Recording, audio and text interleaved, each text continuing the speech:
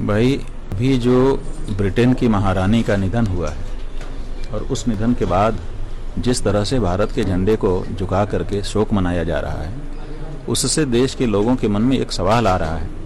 और इंटरनेट पर बहुत से लोग इस बात का आपस में चर्चा करते हुए जवाब सवाल कर रहे हैं कि भारत 90 साल की लीज पर है और पूर्ण आज़ादी हमको नहीं मिली है, एक पीरियड के लिए कुछ शर्तों के साथ हमको आज़ादी मिली है।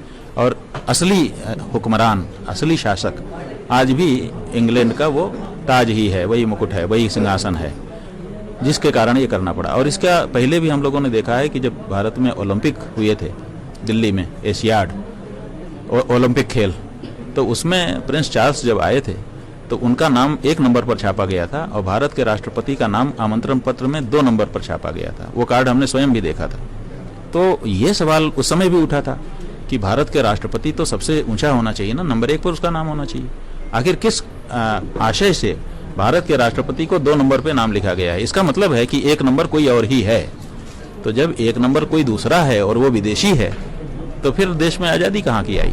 तो स्पष्टता तो चाहिए ना। तो हम चाहते हैं कि भारत के जो जिम्मेदार हैं, जैसे राष्ट्रपति जी हैं, जैसे प्रधानमंत्री जी हैं, भारत के मुख्य न्यायाधीश हैं, लोकसभा के अध्यक्ष हैं, इनमें से कोई तो आगे आए और आगे आकर के देश की जनता को स्पष्ट करे इस बारे में।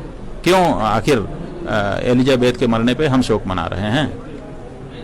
क्यों हमारे राष्ट्रपति का नाम 2 नंबर पर हो जाता है? क्यों जब चार्ल्स से आता है या रानी आती है तो वो आगे चलती है, भारत का राष्ट्रपति उसके पीछे 1 कदम पीछे चलता है? आखिर इसका क्या कारण है, ये हम जानना चाहते हैं, पूरा देश जानना चाहते हैं। हमने तो कोई डॉक्यूमेंटेशन है ऐसा कुछ? हाँ जी, ऐसा कोई डॉक्यूमेंटेशन है क्या? भाई आप प्रोटोकॉल निकाल लीजिए। जब जब ऐसा हुआ है भारत में, प्रिंस चार्ल्स तो 2-3 बार आ गए ना। जब से हमने होश संभाला है तभी से 2 बार का याद है हमको, वो आ चुके हैं यहाँ भारत में। भारत का राष्ट्रपति उनके पीछे चला है। कार्ड निकाल लीजिए आप, उस समय का जो मिनिस्ट्री में होगा, रिकॉर्ड पर होगा, आप निकाल लीजिए। सारे डॉक्यूमेंट हम ही लेके घूमे, आप कुछ ना करो।